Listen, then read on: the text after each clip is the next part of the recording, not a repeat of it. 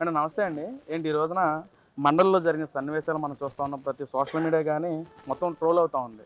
YCP నాయకులు ఎవరైతే ఉన్నారో వాళ్ళందరూ చెప్పులేసుకొని మరి శ్రీ కలియుగ శ్రీ వెంకటేశ్వర స్వామి ఫోటోస్ వేసుకొని మండలిలో ధర్నా దిగటం. ఇటు పక్కన మళ్ళీ మాట్లాడిన తర్వాత ఆ ఫోటోస్ మొత్తం తిరిగి పారేయటం. అసలు ఎలా చూడతావు? హిందువుగా మీరు ఆ విధంగా ఏ విధంగా సమాధానం చెప్తారు దాని గురించి? జగన్మోహన్ రెడ్డి అనే ఆయన ఎప్పుడు మొదటి నుండి చూసుకుంటే మనం అసలు హిందూ కానీ హిందూ మతం కానీ హిందూ ఆచారాలను కానీ ఆయన ఎప్పుడు పాటించరు, వాటిని అవమానపరుస్తూ ఉంటారు.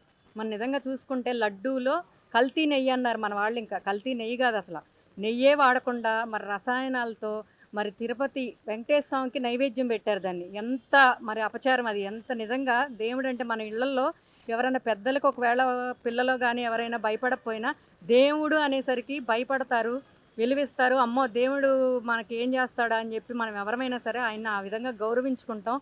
తెల్లవారు లేచిన దగ్గర నుండి మనం బెడ్ మీద నుండి కిందకి దిగుతానే దేవుడికి నమస్కారం చేసుకుని దిగి అంత మన ఆచారంగా మన పద్ధతిగా మనం ఆయన్ని కొలుచుకుంటూ ఉంటాం. అలాంటి తిరుపతి దేవస్థానం లడ్డూని అపవిత్రం చేసి ఇంకా పైగా దాని నుండి ఎలా బయటపడాలా అనే ఉద్దేశంతో ఇట్లాంటి ఇంకా చేసిన అపరాధాన్ని ఒప్పుకోకుండా ఇంకా అపరాధాలు చేసుకుంటూ వెళ్తూ మళ్ళీ తెలుగుదేశం మీద హెరిటేజ్ మీద అదేవిధంగా అసలు హెరిటేజ్కిను లడ్డూకి సంబంధం ఏంటి? హెరిటేజ్ అనేది నిజంగా నేను చెప్తున్నానండి. మా ఫ్యామిలీలో మా తమ్ముడు హెరిటేజ్లో 15 సంవత్సరాలుగా చేస్తూ ఉన్నాడు. నాకు చెప్తాడు, అక్క హెరిటేజ్ పాలు కళ్ళు మూసుకుని కొనుక్కోవచ్చు. ఎందుకంటే ఆవిడ ఒకసారి నాకు చెప్పాడు కూడా.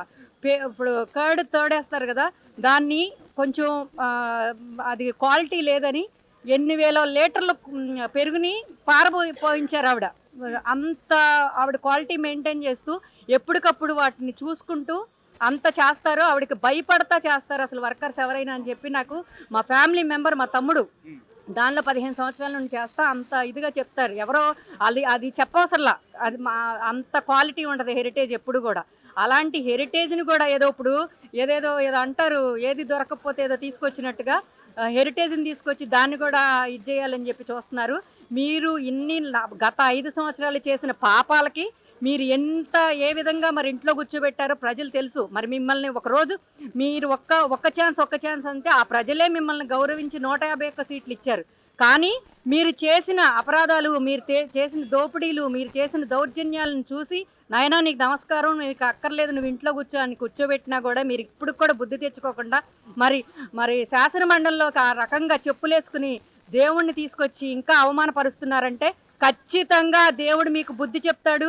మేము ఇంకా మాట్లాడాలన్న దేవుడి గురించి నిజంగా మా యార్లగడ్డ వెంకట్రావు గారు ఎప్పుడు చెప్తూ ఉంటారు, దేవుణ్ణి అవమానపరచొద్దు, దేవుని గురించి ఎంత తక్కువ మాట్లాడుకుంటే అంత మంచిది అని చెబుతారు. మాకు బాధగా ఉంది దేవుని గురించి అలా మాట్లాడాలి. మనకి ఎవరైనా ప్రసాదం ఇస్తేనే మన కాళ్ళకున్న చెప్పులు తీసి పక్కన పెడతాం. మరి అలాంటిది ఈ రోజున వైసీపీ నాయకులు చెప్పులు వేసుకుని మరి అలా చేయటం, లేదా గతంలో జగన్మోహన్ రెడ్డి ఇంటి దగ్గర కూడా వెంకటస్వామి సెట్ వేసుకుని ప్రసాదం ఇస్తుంటే తీసి పక్కన పడేయటం అసలు ఎలా చూడొచ్చు అంటారు? అదే అండి, దేవుడి సెట్టు అసలు ఇంటి దగ్గర దేవుడి సెట్ అలా వేసుకున్నాడంటే వాడు ఎలాంటి వాడో మరి అవన్నీ గమనించే కదా ప్రజలు ఈరోజు ఆ పని చేశారు. అలాంటి వాళ్ళ గురించి అంత తక్కువ మాట్లాడుకుంటే అంత మంచిది. అదేవిధంగా 11 సీట్లు ఇచ్చారు. ఈసారి ఖచ్చితంగా భూస్థాపితం చేస్తారు ఆ పార్టీని. అది త్వరలోనే ఉంది. కాబట్టి ఇప్పటికైనా బుద్ధి తెచ్చుకుని వైసీపీ నాయకులు, నిజంగా చెప్తున్నాం ఒక్కటే వైసీపీ నాయకులకి, జగన్మోహన్ రెడ్డి గారికి సుప్రీం దేవుణ్ణి మీరు అవమానపరిచి ఈ విధంగా రాజకీయం చేస్తున్నారు. త్వరలోనే మీరు భూస్థాపితం అయిపోతారు. మన గతంలో బోలేబాబా డైరీ నుంచి సప్లై చేశారు, అది కల్తీ చేశారు. కొత్తగా ఇందాపూర్ అనే సంస్థతో హెరిటేజ్ టైఅప్ అయ్యి దాని ద్వారా కల్తీ జరిగిందని చెప్పి వైసీపీ నాయకులు మాట్లాడుతున్నారు. ఎలా చూడొచ్చు మరి? అదే అండి చెప్తున్నాం కదా, హెరిటేజ్ అనేది ఒక క్వాలిటీ 100కి 200% క్వాలిటీ ఇచ్చే సంస్థ.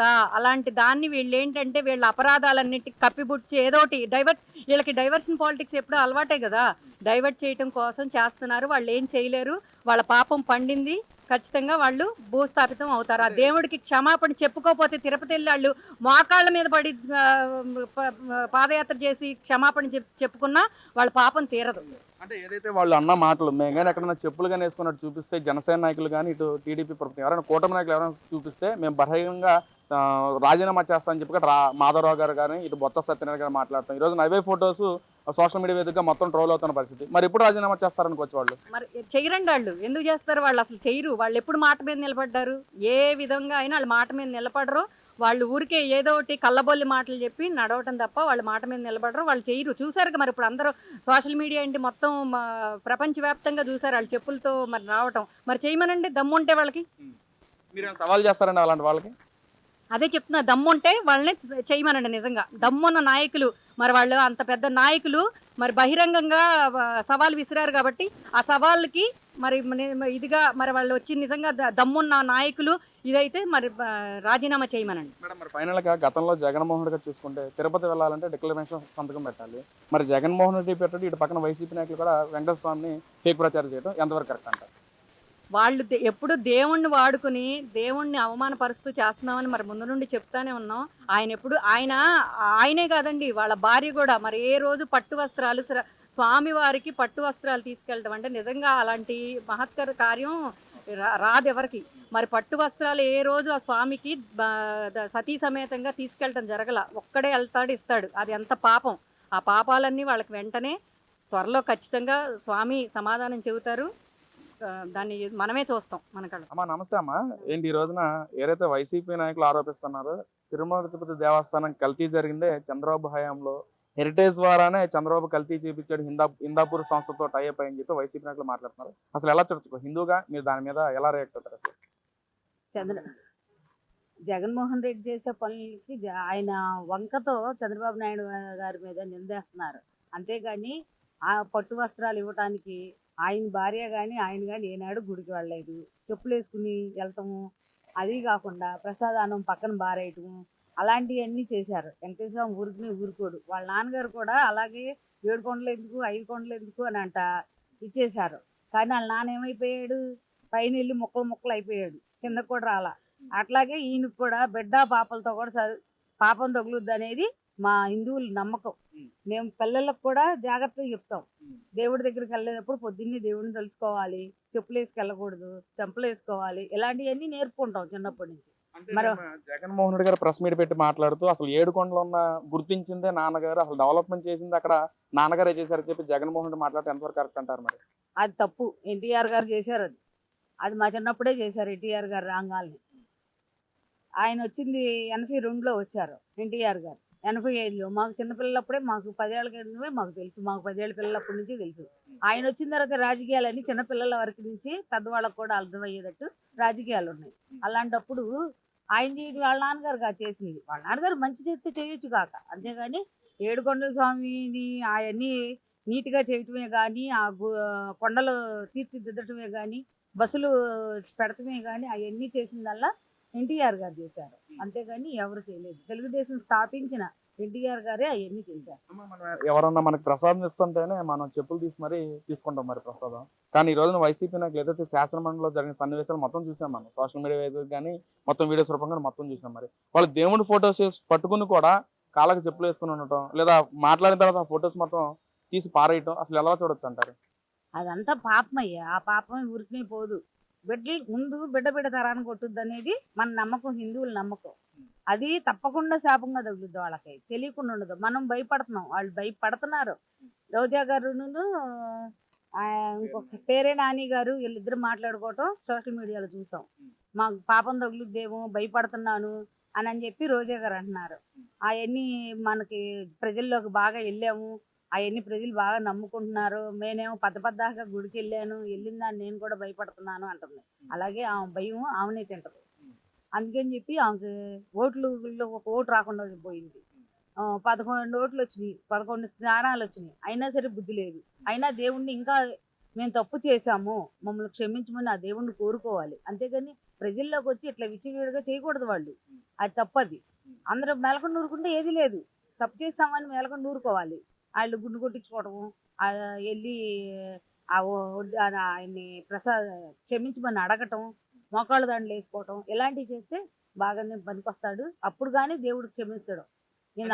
గతంలో జగన్మోహన్ రెడ్డి తిరుమల వెళ్ళాలంటేనే డిక్లరేషన్ మీద సంతకం పెట్టాలి. మరి జగన్మోహన్ రెడ్డి డిక్లరేషన్ మీద సంతకం పెట్టలేదు. తిరుపతి వెళ్ళాలంటే భార్య సమేతంగానే భర్త భార్య ఇద్దరు కలిసి వెళ్ళాలి. మరి జగన్మోహన్ రెడ్డి రోజు కూడా జగన్మోహన్ ఒక్కడే వెళ్ళాడు. మరి ఎలా చూడొచ్చు అంటారు మరి దాన్ని? అది మహాపాపమే అందరికీ. నువ్వు ఎవరైనా భార్య భర్తలు వెళ్తాం అంటే తను అంత పుణ్యం ఏంటి, ముఖ్యమంత్రి స్థానం ఉండి ఆ గుళ్ళో ఆ పట్టు వస్త్రాలు ఇస్తటం ఎంతో పుణ్యం చేసుకుంటే కానీ రాదు. కానీ పాపం పుణ్యానికి వచ్చింది కానీ పాపాత్ముడు అయిపోయాడు. ఇంకా అది క్షమించలేని పాపం చేశాడు దేవుడి దృష్టిలో. ఇంకా ఆయనకి పాపమే కానీ పుణ్యం లేదు నా దృష్టి ప్రకారం. నేను ఒక హిందువుని. నేను వెంకటేశ్వర స్వామిని దేవుణ్ణి నమ్ముకునే వాళ్ళం కాబట్టి నా దృష్టి ప్రకారం ఆయనకి పాపమే అది. అది ఇంకెప్పటికీ అది పోదు. జాగ్రత్తగా చేసుకుంటే గానీ ఆయన ఎన్ని శనివారాలు చేసుకుని ఎన్ని చేసినా సరే పోదది. ఫైనల్‌గా మీ హిందువులే జగన్మోహన్ ఓడించడానికి పుణ్యం అదే ఇది నడుం బిగిస్తారంటారా? ఆ! హిందువులందరం గూడా అందరికీ తెలుస్తుంది ఇప్పుడు. ప్రసాదానం తీసుకోవడం, పక్కన బారేయటం, తీర్థం తీసుకోవడం, పక్కన పోసేయటం. అలాంటియన్నీ మనకేంటి పవిత్రత. మనం ప్రసాదాన్ని గాని, తీర్థం గాని తీసుకునేటప్పుడు ఎంతో పవిత్రగా అది తీసుకుని కళ్ళకు అద్దుకుని తింటాం. ఎంత మనకు పుణ్యం వచ్చినట్టు అంతా భావిస్తాం. వెంకటేశ్వర స్వామి లడ్డు ఇంట్లోకొస్తే దేవుడే మన ఇంట్లోకి వచ్చేసినంత అంత మనస్ఫూర్తిగా సంతోషపడతాం. ఎవరన్నా ప్రసాదాన్ని ఇచ్చారనుకోండి, అయ్యో మనం కానీ దేవుడే మన దగ్గరకు వచ్చాడు అనేది మనకి బాగా నమ్మకం వచ్చింది. అలాంటి వెంకటేశ్వర స్వామిని ఈయన దూషించి ఇలా చేయటం అది పాపం. ఆయన చేసిన పాపమాలు ఆయనకి కొడతాయి, కొట్టుకోకుండా మాత్రం ఉండవు.